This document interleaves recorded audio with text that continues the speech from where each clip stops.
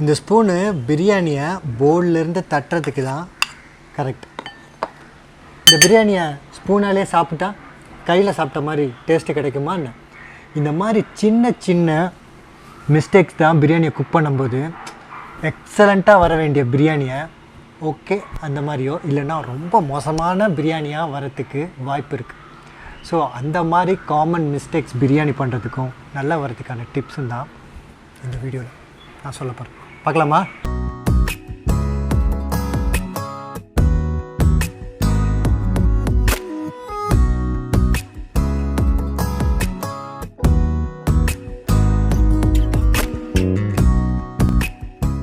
என் அன்பு வணக்கம். இந்த பிரியாணியில் த ஃபர்ஸ்ட் காமன் திங் எடுத்த உடனே பிரியாணி பண்ணணும் அப்படின்னு நம்ம நினச்ச உடனே எந்த பாத்திரம்டா சூஸ் பண்ணுறது? நம்ம 1 கிலோ பண்ண போகிறோம், இந்த பாத்திரம் கரெக்டாக இருக்குமா, அந்த பாத்திரம் கரெக்டாக இருக்குமா?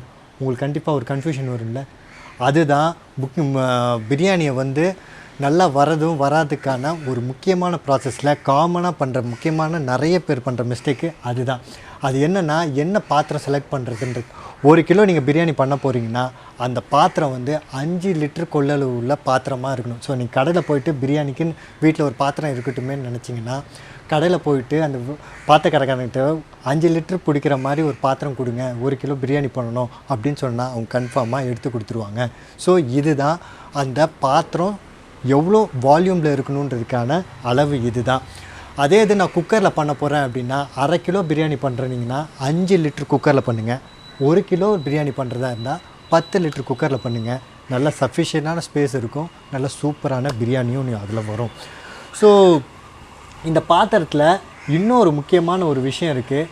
அதோட பாட்டம் நல்ல ஹெவியான பாட்டம் உள்ள பேனாக நீங்கள் பார்த்து வாங்கணும். அப்படி வாங்கினா தான் அந்த பாத்திரம் ஹெவியாக இருந்தால் தான் பிரியாணி அடி பிடிக்காமல் வரும். நம்ம ஃப்ளேமை மட்டும் கரெக்டாக மேனேஜ் பண்ணிட்டாலே போதும், பிரியாணியை அடி பிடிக்கிறதுக்கு சான்ஸே இல்லை.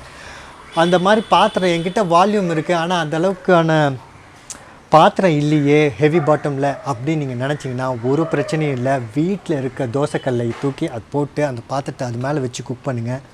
ஃபென்டாஸ்டிக்காக ஈஸியான ஒரு நல்ல சஃபிஷியன்ட் ஸ்பேஸில் இருக்கும்போது அந்த ரைஸ் எல்லாம் நல்ல பஞ்சு போல் குக் ஆகும், அடி பிடிக்காமல் நல்லாவே வரும். அடுத்து நம்ம வெளியே போய் பிரியாணி இந்த கல்யாண வீடுகள்லேயோ எங்கேயாவது சில ஹோட்டல்லையோ நம்ம சாப்பிட்டு வந்துட்டோன்னா அந்த பிரியாணி சாப்பிட்டது மறுநாள் காலைல வரைக்கும் நெஞ்சை கரைச்சிக்கிட்டே இருக்கும். ஏப்போ விட்டாலும் அந்த வாடை வந்துக்கிட்டே இருக்கும், செரிமான பிரச்சனை இருக்கும், ஏண்டா சாப்பிட்டேன்னு இருக்கும், நிறைய ஆயில் இருக்கும். இந்த மாதிரி பிரச்சனை இது டேஸ்ட்டையும் அஃபெக்ட் பண்ணும். நீங்கள் பார்த்தீங்கன்னா தெரியும், சிக்கன் பிரியாணியா மட்டன் பிரியாணியா வெஜிடபிள் பிரியாணியான்னு தெரியாது, அந்த காட்டம் அப்படி இருக்கும். நீங்கள் பார்த்துருக்கீங்களா? அந்த மாதிரி போட்டால் தான் நல்லாயிருக்கும். இந்த கரம் மசாலா ஸ்பைசஸ்ஸு, இஞ்சி பூண்டு ஸ்பைசஸ், நிறைய ஆயிலு கீ இதெல்லாம் ஊற்றினா நல்லாயிருக்கும்னு சொல்லிட்டு வீட்லேயும் அந்த மாதிரி பண்ண ஆரம்பிச்சிருவாங்க. அது மூலயமா பிரியாணி என்ன பிரியாணின்னே சாப்பிடாத மாதிரி ஒரு காட்டமாக இருக்கிற மாதிரி பிரியாணி நம்ம சாப்பிடுவோம். இது காமனாக நடக்கிற ஒரு மிஸ்டேக்கு. நான் இப்போ சொல்ல போகிறேன் இந்த ஆயில் அளவு, அந்த கரம் மசாலா அளவு, இஞ்சி பூண்டு அளவு இதை போட்டுட்டா நீங்கள் இந்த வெஜ் பிரியாணியோ சிக்கன் மட்டன் வெஜிடபிள் பிரியாணி எந்த பிரியாணி நீங்கள் பண்ணாலும் இதே அளவு தான் போட்டால் கன்ஃபார்மாக இந்த பிரியாணி ரொம்ப ரொம்ப நல்லாவே வரும். அது என்னென்னா, ஆயிலும் கீயும் சேர்ந்தால் 150 ml வரணும் 1 கிலோ பிரியாணிக்கு. ஸோ 100 ml நீங்கள் ஆயில் சேர்த்துக்கலாம், 50 ml நீங்கள் 50 ml நீங்கள் கீ சேர்த்துக்கலாம். எங்கிட்ட டீஸ்பூனா டேபிள் ஸ்பூனில் அளவு சொல்லுங்கள் அப்படின்னிங்கன்னா டேபிள் ஸ்பூன் ஒரு 7 டேபிள் ஸ்பூன் ஆயில் ஊற்றிக்கோங்க. 3லேருந்து 4 டேபிள் ஸ்பூன் கீ ஊற்றினீங்கன்னா இந்த ஆயில் அளவு கரெக்டாக இருக்கும். ஸோ பிரியாணி பார்க்கறதுக்கு ஷைனிங்காகவும் இருக்கும், அட் த சேம் டைம் கையை தொட்டால் எண்ணெயாக ஒளியுமே அந்த மாதிரி பிரியாணியாகவும் அது இருக்காது. அதே சமயத்தில் இந்த கரம் மசாலா, எல்லோரும் இந்த கரம் மசாலா அதிகமாக போட்டால் வாசனை 2 தெரு வரைக்கும் வரும், அது மூலிமா டேஸ்ட் நல்லா இருக்கும் அப்படின்னு நினைப்பாங்க. அது போடுறது மூலிமாவே நிறைய சாப்பிட முடியாத போயிடும். அதனால் அந்த கரம் மசாலா 1 கிலோ பிரியாணிக்கு எவ்வளோ போடணுன்னா, கிராம்பு இருக்குல்ல அது ஒரு 8லேருந்து 10 அவ்வளோ கிராம்பு போட்டால் போதும். ஏலக்காய் ஒரு 7லேருந்து 8 ஏலக்காய் போட்டால் போதும். இந்த பட்டை இருக்குல்ல சினமன் ஸ்டிக், அது 1 இன்ச்சு சைஸில் இருக்க பட்டை ஒரு 8லேருந்து 7 போட்டால் கரெக்டாக இருக்கும். அதுக்கப்புறம் கரம் மசாலா ஆட் பண்ண வேண்டியிருக்கும். உங்கள் வீட்டில் இருக்க டீஸ்பூன், அதாவது கிராமேஜில் சொல்லணும்னு நினச்சிங்கன்னா ஒரு 4லேருந்து 5 கிராம் போட்டால் இந்த 1 கிலோ பிரியாணிக்கு நல்ல ஃப்ளேவர்ஃபுல்லாக நல்ல மனம் ஃபுல்லாக அவ்வளோ அருமையாக இருக்கும் அந்த biryani. At the same time சாப்பிடும்போது நெஞ்சில் அந்த காட்டமான ஃப்ளேவரோ அதெல்லாம் இல்லாமல் பிரியாணி நீங்களே ஒரு டாப் 5 ஸ்டார் ஹோட்டலில் பண்ணால் ஒரு டாப் பிரியாணி ஸ்டாலில் கிடக்கிற பிரியாணியை நீங்கள் வீட்லேயே இந்த ஸ்டெப்பை ஃபாலோ பண்ணாலே வந்துட முடியும். அதே மாதிரி இஞ்சி பூண்டு விழுதும். இஞ்சி பூண்டு என்ன தான் அது நல்லதாக இருந்தாலும் அதிகமாக சேர்த்துட்டா அதுவும் காட்டத்தை அதிகரிக்கும். அதே மாதிரி 1 கிலோ நம்ம பண்ணுறோன்னா 100 கிராம் இஞ்சியும் 100 கிராமு பூண்டையும் சேர்த்து அரைச்சி பேஸ்ட்டாக போட்டாலே அது கரெக்டாகவே இருக்கும். ஸோ இந்த அளவை நீங்கள் அந்த மூணுத்தையும் இந்த நான் சொன்னல இந்த கரம் மசாலா, அப்புறம் ஆயிலு, அப்புறம் இந்த இஞ்சி பூண்டு விழுது, நான் சொன்ன அளவை இந்த ரேஷியோவில் நீங்கள் ஃபாலோ பண்ணிங்கன்னா உங்கள் பிரியாணி கன்ஃபார்மாக காட்டமாகவும் ஹெவியாகவும் நிறைய சாப்பிட்டதுக்கப்புறமா நெஞ்செரிச்சல் ஏற்படுற மாதிரி ஸ்டொமக் அப்செட் ஆகிற மாதிரி வர்றதுக்கு வாய்ப்பே கிடையாது. இந்த விஷயத்தை நீங்கள் ஃபாலோ பண்ணினா போதும். Next selecting the rice. Biryani ரைஸ்னாலே அது பாஸ்மதி ரைஸ் தான் பெரும்பாலும் அதுலேயே எல்லோரும் பண்ண விரும்புகிறாங்க. ஸோ அதனால் நான் ஒரு நார்மலான ஒரு ஜென்ரல் பிரியாணி, காமனாக பிரியாணின்னு எல்லாருமே ஒரு ஐடென்டிஃபை பண்ணி சாப்பிட்ற பிரியாணிக்கு தான் இவ்வளோ நேரம் நான் டிப்ஸ் சொல்லிகிட்ருக்கேன். ரீஜனல் பிரியாணிலாம் இருக்குல்ல, லைக் லக்னோ பிரியாணி, கச்சிகோஷ்கி பிரியாணி ஹைதராபாடியோடது, பெங்காலி பிரியாணி, மாப்ளோ பிரியாணி கேரளாவில், இந்த மாதிரி ரீஜனல் பிரியாணிக்குள்ளே போகும்போது அதுக்கான ஸ்பெசிஃபிக் ரேஷியோ அங்கங்கே கொஞ்சம் சேஞ்ச் ஆகும். இந்த பேசிக் ஆல்மோஸ்ட் சேமாக இருந்தாலும் அதோடய ஃப்ளேவர்ஸ்க்கும் அதுக்கும் ஸ்பெஷலாக பண்ணுறது கொஞ்சம் டிஃபர் ஆகும். பட் நீங்கள் வெஜ்ஜோ நான்வெஜ்ஜோ எந்த பிரியாணி நீங்கள் பண்ணுறதா இருந்தாலும் இந்த பாஸ்மதி ரைஸில் தான் பெரும்பாலும் விரும்புவீங்க. அதுக்கு ஆன டிப்ஸை தான் நான் சொல்லிகிட்ருக்கேன். ஸோ பாஸ்மதி ரைஸு நீங்கள் போயிட்டு ஒரு அரிசி கடையில் போயிட்டு எனக்கு லாங் கிரெயின் பாஸ்மதி ரைஸ் நல்ல நீளமாக வர பாஸ்மதி ரைஸ்ன்னு கேட்டாலே போதுமானது. அது ஒன்று. ரெண்டாவது, நிறைய நேரம் ஊற வச்சாதான் பாஸ்மதி ரைஸ் நல்ல நீளமாக வரும், சூப்பராக இருக்கும் பிரியாணி அப்படின்னு சொல்லிட்டு அரை மணி நேரம் ஊற வைக்கிறது, 3/4 மணி நேரம் ஊற வைக்கிறது, அப்படி பண்ணாலாம் அந்த பாஸ்மதி ரைஸு ரொம்ப நீளமும் ஆகிட போகிறதில்ல. அது அந்த மாதிரி பண்ணும்போது உங்கள் பிரியாணி குழஞ்சி போகிறதுக்கான வாய்ப்பு ரொம்ப அதிகமான சான்சஸ் இருக்குது. அப்போ எப்போ தான் நான் ஊற போடணும்? ரொம்ப சிம்பிள். பாஸ்மதி ரைஸ் 20 மினிட்ஸ் ஊறினாலே போதுமானது. ஒரு வாட்டி களைஞ்சாலே போதும். அப்போது நீங்கள் வெங்காயம் போடுவீங்களா, ஆயில் போட்டு வெங்காயம் போட்டு வதக்க ஆரம்பிக்கிறீங்களா, அந்த ஸ்டேஜில் நீங்கள் தண்ணி ஊற்றி நீங்கள் பாஸ்மதி ரைஸை ஊற வச்சுருங்க, கரெக்டாக இருக்கும். இதே இது நீங்கள் குக்கரில் பண்ணுறதா இருந்தால் இந்த விஷயத்தை கன்ஃபார்மாக ஞாபகம் வச்சுருக்கணும். 10 நிமிஷம் வெந்தால் போதும். ஏன்னா குக்கரில் ஹை ப்ரெஷரில் குக் ஆக போகுது. ஸோ அதனால் ரொம்ப அதிகமாக ஊற வச்சிட்டாலும் அது அந்த ஹை ப்ரெஷரில் சாதம் அதிகமாக குலையாது, ஆனால் பட் உடஞ்சி போகிறதுக்கான வாய்ப்பு குக்கரில் இருக்குது. ஸோ அதனால் 10 மினிட்ஸ் நல்ல பாஸ்மதி ரைஸை நீங்கள் 10 மினிட்ஸ் ஊற வச்சாலே குக்கருக்கு போதுமானது. இதுதான் ரொம்ப ரொம்ப இம்பார்ட்டன்ட். இந்த ரைஸை இந்த பாஸ்மதி ரைஸோட போடுறது, தண்ணியோட அளவு தான் ரொம்ப ரொம்ப இம்பார்ட்டண்ட். அதில் தான் பெரும்பாலும் மிக்ஸ்டேக்கே நடக்குது. அது மூலயமா பொங்கல், கிச்சடி, உப்புமாலாம் வந்துடும் பிரியாணின்ற பேரில். ஸோ இந்த அளவு என்னன்னு நான் சொல்லிடுறேன். இது மூலயமா ட்ரமாட்டிக் மேஜர் மிஸ்டேக்கை நம்ம தவிர்த்திட முடியும். நம்ம தம் பண்ணுறோம், எல்லாத்தையும் அரிசி எல்லாத்தையும் ஒன்றா போட்டு குக் பண்ணுறோம். அப்படி தம் பண்ணி குக் பண்ணுறதா இருந்தால் 1க்கு 1.5 எந்த பாத்திரத்தில் நீங்கள் அரிசியை அளக்குறீங்களோ அதுக்கு 1க்கு 1.5 போட்டு நீங்கள் பண்ணிங்கன்னா பர்ஃபெக்டாக வரும். 1 டம்ளர் அரிசி இருந்துச்சுன்னா 1.5 டம்ளர் தண்ணி ஊற்றிங்கன்னா பர்ஃபெக்டாக இருக்கும். இதே நான் குக்கரில் பண்ண போகிறேன் அப்படின்னிங்கன்னா 1க்கு 1.25. ஸோ 1 டம்ளர் அரிசினா 1.25 டம்ளர் தண்ணி ஊற்றினீங்கன்னா பர்ஃபெக்டாக இருக்கும். டம்ளரில் தான் இருக்கணும்னு அவசியம் இல்லை. எந்த பாத்திரத்தில் நீங்கள் அரிசி அளக்குறீங்களோ அந்த பாத்திரத்துலேயே தண்ணி அளந்திங்கன்னா பர்ஃபெக்டாக வரும். இல்லை நான் தனியாக வடி பிரியாணி பண்ண போகிறேன், வடித்து அதுக்கப்புறமா தம் போட்டு அப்படி பண்ண போகிறதா இருந்தீங்கன்னா நீங்கள் தனியாக வடிக்கும்போது 75% ரைஸை குக் பண்ணிவிட்டு அதுக்கப்புறமா நீங்கள் தம் போட்டிங்கன்னா அது பர்ஃபெக்டாக வரும். அப்புறம் இன்னொரு காமனான ஒரு மிஸ்டேக் என்னென்னா, வெங்காயத்தை அதிகமாக ஜாஸ்தியாக யூஸ் பண்ணால் பிரியாணிக்கு நல்லா இருக்குன்னு சொல்லிட்டு 1 கிலோ பிரியாணி பண்ணுறதுக்கு 1 கிலோ 2 கிலோ வெங்காயம் வரைக்கும் யூஸ் பண்ணுறத பார்த்துருக்கேன். தக்காளியும் அதிகமாக யூஸ் பண்ணுறத பார்த்துருக்கேன். அவ்வளோலாம் யூஸ் பண்ணணும்னு அவசியமே இல்லை. நீங்கள் 1 கிலோ பிரியாணி நீங்கள் பண்ணுறீங்கன்னா 400 கிராம் வெங்காயம், இல்லை எனக்கு ரொம்ப வேணும்னா 500 கிராம் வரைக்கும் போட்டால் போதும். ஸோ ஒரு 5 வெங்காயம், மீடியம் சைஸ் வெங்காயம் நீங்கள் யூஸ் பண்ணிக்கலாம்.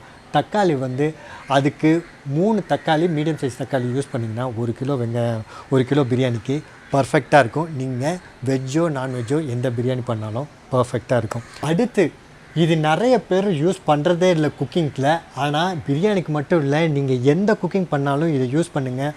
உங்களோட டிஷ்ஷோட ஃப்ளேவரோட லெவலு வேறு லெவலில் இருக்கும். அது இந்த கொரியாண்டர் ரூட்ஸ், நம்ம கொத்தமல்லி வேர் இருக்குது இல்லையா, அதில் தான் இன்டென்ஸான ஃப்ளேவரும் டேஸ்ட்டும் இருக்குது. நல்லா கொத்தமல்லி வேரை வாஷ் பண்ணிவிட்டு அதை வெட்டி வெங்காயம் வதக்கும் போது அதோடு சேர்த்து நீங்கள் வதக்கிட்டிங்கன்னு வச்சுக்கோங்களேன், நல்ல பொடியாக நறுக்கி, அதோட ஃப்ளேவர் வந்து அவுட்ஸ்டாண்டிங்காக இருக்கும். உங்கள் பிரியாணி ஆறுனதுக்கப்புறமும் கூட நீங்கள் ஒரு நல்ல மணத்தை அதில் நீங்கள் வந்து ஒரு ஒரு ஒரு என்ன சொல்கிறது, ஒரு ரம்யமான ஒரு ஃப்ளேவரை நீங்கள் அதில் நீங்கள் உணர கன்ஃபார்மாக முடியும். இந்த பிரியாணிக்கு மட்டும் இல்லை, நீங்கள் எந்த டிஷ்ஷில் பண்ணாலும் இது உங்களோட குக்கிங்கோட லெவலையே வேறு லெவலுக்கு எடுத்துகிட்டு போயிடும். ஸோ நீங்கள் அதை கண்டிப்பாக நீங்கள் இந்த பிரியாணிக்கு இம்ப்ளிமெண்ட் பண்ணுங்கள். உங்களோட பிரியாணி அவுட்ஸ்டாண்டிங்காக துண்டாக நீங்கள் பண்ண பிரியாணின்னு எல்லாராலையும் நோட் பண்ணி நீங்களே பிரியாணி பண்ணிடுங்கன்னு சொல்கிற அளவுக்கு இந்த ஒரு ஸ்டெப்பு அவ்வளோ சூப்பராக இருக்கும். ஸோ எவ்வளோ நான் போடணும் அப்படின்னா, 1 கிலோவுக்கு அரை கட்டு கொத்தமல்லி வேறு நல்லா வாஷ் பண்ணிட்டு கட் பண்ணி போட்டு பாருங்கள். உங்கள் பிரியாணியில் டெஃபினட்டாக ரிசல்ட்டு ட்ரமாட்டிக்கலாக அமேசிங்காக இருக்கும். நெக்ஸ்ட் அடுத்து இன்னொரு இது என்னென்னா, இந்த அரிசி எவ்வளோ போடுறது, இந்த மீட் எவ்வளோ போடுறது, அதாவது சிக்கன் எவ்வளோ போடணும், மட்டன் போட்டால் மட்டன் எவ்வளோ போடணும், இல்லை காய்கறி எவ்வளோ போடணும், இந்த கன்ஃபியூஷன் எல்லாருமே ஒரு கன்ஃபியூஷனாக இருப்பாங்க, ஒரு குத்து மதிப்பாக போடுவாங்க. அது மூலயமாவே அது என்ன பிரியாணினே தெரியாமல் போகிறதுக்கு ஒரு மிஸ்டேக்ஸு நிறைய பேர் காமனாக பண்ணுறது உண்டு. அது என்னென்னா, 1 கிலோ அரிசி போட்டிங்கன்னா அது எத்தனை கிலோவோ அதுக்கு ஈக்குவலண்ட்டாக மீட் இருக்கணும்.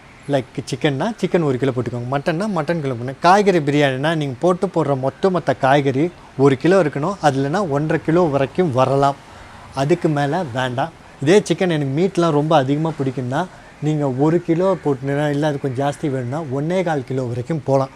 இது போட்டால் இதுதான் ஒரு நல்ல ஃப்ளேவர், நல்ல எல்லோரும் திருப்தியாக சாப்பிட்ற மாதிரி, அதே டைமத்தில் வேஸ்ட் ஆகாத மாதிரியும், ஒரு ரைஸும் மீட்டும் அந்த கரெக்ட் ப்ரொப்போர்ஷன் இருக்கிறதுக்கு இது ஒன்று தான் கரெக்டான ரேஷியோ. ஸோ இந்த ரேஷியோ ஃபாலோ பண்ணிட்டா உங்கள் பிரியாணி அமேசிங்காக ஃபென்டாஸ்டிக்காக இது இருக்கும். நெக்ஸ்ட் தம்மிங் போகும்போது பிரியாணி ஃபயரை எதில் வைக்கிறோன்றதும் ரொம்ப ரொம்ப இம்பார்ட்டன்ட். இதில் மூலியமாகவும் பிரியாணி தீஞ்சு போடுது. நான் எப்போ பண்ணாலும் பிரியாணி அடியில் மட்டும் தீஞ்சு போயிடுது, ஒரு அரை ஆள் சாப்பாடு வேஸ்ட் ஆகிடுது அப்படின்னு கன்ஃபார்மாக ஃபீல் பண்ணுவாங்க. நான் ஆல்ரெடி ஆரம்பத்தில் சொன்னேன், ஹெவி பாட்டம் பேன் அந்த பாத்திரம் இருக்கணும், அது ஒன்று. ரெண்டாவது, தம் போடும்போது அது என்ன ஃப்ளேமில் இருக்கணும்னு தான் முக்கியம். கன்ஃபார்மாக ஹை ஃப்ளேமில் இருக்கக்கூடாது, அது மீடியம் ஃப்ளேமில் இருக்கணும். அதுக்கப்புறம் சிம்மரில் நீங்கள் வச்சிடணும். ஸோ மீடியம் ஹீட்டில் வந்து ஒரு 7 நிமிஷம் வச்சுட்டு மிச்சம் இருக்க தம்மிங் பீரியடை வந்து நம்ம சிம்மரில் வச்சிடணும். டோட்டல் தம்மிங் பீரியடே வந்து 15 மினிட்ஸ் தான். இல்லை கொஞ்சம் நேரம் விட்டால் போதுமே அப்படின்னு நீங்கள் நினச்சிங்கன்னா 20 மினிட்ஸ், அதுக்கு மேலே அது இருக்கவே கூடாது. அவ்வளோ நேரம் தான் தம்மில் இருக்கணும். அப்படி இருந்தால் தான் அது தம்மு. அதுக்கு மேலே நீங்கள் தம்மில் இருந்தால் உங்கள் பிரியாணி அடிப்பிடிச்சி போகிறதுக்கான வாய்ப்பு 100% சான்ஸ் இருக்குது. இது மூலியமாக தான், இந்த 2 ரீசன் மூலியமாக தான் உங்கள் பிரியாணி அடிப்பிடிக்குது. ஸோ இதை நீங்கள் தெளிவாக புரிஞ்சுக்கணும். அதே சமயத்தில் தம்மு நான் எப்படி ரைஸை எல்லாத்தையும் போட்டு அப்படியே தம் பண்ணிடலாமா, கொஞ்சம் கொதிக்க விடுங்க. அந்த கொதிக்க விடும்போது அந்த ரைஸும் தண்ணியும், அந்த ரைஸ் எல்லாம் விசிபிலிட்டி வர ஆரம்பிக்கும். அந்த டயத்தில் நீங்கள் தம் போட்டிங்கன்னா பர்ஃபெக்டாக இருக்கும்.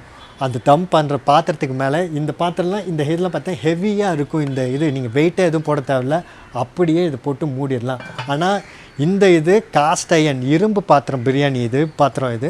ஸோ நான் அதில் யூஸ் பண்ணுறேன், ஆனால் எல்லாராலையும் அது வாங்க முடியாது. ஸோ அதுக்கு மேலே என்ன பண்ணுங்கள், ஏதாவது ஒரு வெயிட் ஹாட்டான ஒரு சுடுதண்ணியோ அது மேலே வேலை வச்சிங்கன்னா மேலே இருக்க அந்த சுடுதண்ணி மூலமாகவும் ஒரு டெம்பரேச்சர் உள்ளே போகும்.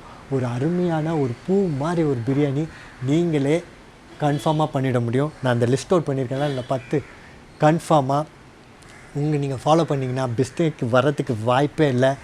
நீங்களும் ஒரு டாப் கிளாஸ் ஷெஃப், நான் பண்ணுறேன்ல அந்த மாதிரியான பிரியாணி சவால் விடுற மாதிரி எந்த டாப் கிளாஸ் ஸ்டோர் ரெஸ்டாரண்ட் பிரியாணியாக இருந்தாலும் சரி, நீங்கள் அதுக்கு ஈக்குவலாக உங்கள் வீட்லேயே உங்கள் ஃபேமிலி மெம்பர்ஸ்க்கு கன்ஃபார்மாக நீங்கள் பண்ண முடியும்.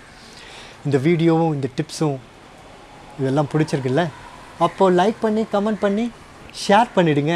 ஏன்னா life is better when we share. சொல்ல மறந்துட்டேன், வாட்ஸ்அப் நம்பர், நம்ம சேனலோட வீடியோஸோட பர்சனலாக நோட்டிஃபை வேணுமா உங்கள் வாட்ஸ்அப் நம்பருக்கு, எனக்கு ஹாய்ன்னு மட்டும் ஒரு வாட்ஸ்அப் பண்ணுங்கள். பண்ண வேண்டிய வாட்ஸ்அப் நம்பர் 9940302830.